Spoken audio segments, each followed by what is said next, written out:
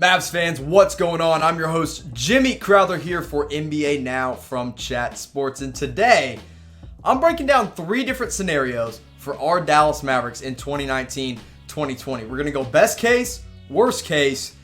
We'll see what I think is the most likely scenario for the Mavs next year. Let's start off with some good news for everybody. The best case scenario for the Dallas Mavericks in 2019-2020. So this all starts with the playoffs. This obviously means they get into the Western Conference playoff picture, but at the best case scenario, at the top of their game, the absolute ceiling, this is a 5 to 6 seed in the best case. Now, that means they obviously have to beat out teams like the Warriors, the San Antonio Spurs, the Portland Trailblazers. They're going to have to leapfrog them. Maybe even a team like the Sacramento Kings if they're fighting for a spot, or the New Orleans Pelicans. Whoever it may be, it's a lot of good teams you got to beat out, but let's remember, this is me being the most optimistic, glass half full kind of Mavs fan. Now, this also has to do a lot with 3 separate players that I want to focus more in on here. Porzingis, Luka, and Delon Wright. Let's start with Kristaps Porzingis, obviously coming to Dallas. We'll see him in action for the first time next year. In this best case scenario, Kristaps Porzingis comes back more than healthy, and he plays 75 plus games of an 82 game season. So it's a lot to ask for a guy coming off an ACL tear. And the most games he's ever played was 72 in his rookie year. But in this case, he's going to have to do it. It also means he takes another step forward from his rookie season. It's not just all-star Kristaps Porzingis anymore. It's superstar Kristaps Porzingis. Now, another thing that's important to remember, Porzingis has been in the gym. He's been hitting the gym and bulking up a lot. And eventually, if this is the best case scenario, it means he bulks up enough to bang with the big guys down low, like the Nikola Jokic's of the world. Now, obviously, we don't want him to do that if you're a Mavs fan. But in this case, if he's got the muscle to do it, show it to us. So let's move on to another guy who I think we all know what we're going to get out of him. He is the Rookie of the Year, Luka Doncic. He's obviously got to work on that efficiency, but in this case, the efficiency goes up. That athleticism, the endurance allows him to play all 82 games. And most importantly, he makes his very first All-Star team as an NBA player. Now, last season was absolutely incredible. 21.2 points per game, 7.8 rebounds, 6 assists. Numbers that we haven't seen since Oscar Robertson in his rookie year. So the main thing that I think would be important in this best case scenario for Luka Doncic is that he doesn't hit that sophomore slump that so many guys are prone to. I don't believe he will, but maybe. It's at least something that we have to consider with a rookie like Luka Doncic. So another guy that's going to be important to this team's success, and really, if this team wants to get to that 5 to 6 seed like I'm talking about here, Delon Wright's got to step up in a big way. And obviously, the Dallas Mavericks believe at some level that he can, because we just learned from Tim McMahon that he has 3 new bonuses in his contract, each of them for $350,000. The first one is if he makes an all-star team. I don't think that's realistic at all. I don't even want to include that in the best case scenario. So we're going to talk about 2 of the 3 incentives. If he hits 2 of this 3, that's best case scenario for the Dallas Mavericks. Most Improved Player Award and the All Defensive Team next season. So last year, he averaged 8.7 points per game, 3 assists, 3 rebounds, only in 22 minutes though. And now, as a starter, Delon Wright is going to get the chance to be a Most Improved Player candidate. I'm excited to see what he does next year for the Dallas Mavericks, starting in that backcourt alongside Luka Doncic.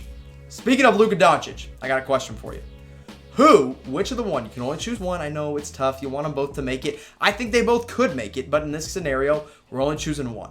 Who is more likely to be an all-star next year? If you think it's going to be Luka Doncic type LD, think it's going to be Kristaps Porzingis type KP. You know, I truly believe that both could make it. But if I had to choose one, I think it's going to be Luka. I think he's just got more of that all-star appeal that NBA fans want to see, and that NBA GMs and coaches and everyone else, the media, will vote for. So I'd be typing LD, but let me know what you think in the comment section. And then after you do that, Mavs fans, look, I get it. I know we all just want to watch basketball. We're ready for the NBA. But while you're waiting, you're going to be watching some NFL games. You're going to be watching some college football this weekend. I know you are. And now you can do it without commercials with My TV Choice. You can skip right through the commercials, and here's how. To download the app, go to chatsports.com/mytv, and instead of the commercials, you get to watch awesome Chat Sports videos like this one right here during the commercial break. And then we're going to take you right back to the game with my TV choice. So again, that's chatsports.com/mytv. Go get that done right now. Now, I fed you the good news. I gave you the best case scenario. I'm going to give you the worst case scenario for the Dallas Mavericks. And let me warn you right now, if you got children in the room, tell them to look away because it ain't pretty. Because there's a real shot that they miss the playoffs. And I don't mean miss the playoffs as a 9 seed or even a 10 seed. I mean like they're 12, 13, 14, 15. They're down there with the Phoenix Suns, with all the teams that are going to be at the bottom of the Western Conference. They end up back in the lottery once again, which it's been, 3 years now? We had Dennis Smith Jr., we had Luka Doncic, we didn't have our pick last year, and now we go back into the lottery next year in this worst case scenario. And you know what that means, right? It means we've wasted, completely just trashed a year of Luka Doncic and Kristaps Porzingis. So let's talk about those two guys in this worst case scenario. For Porzingis, what would this look like?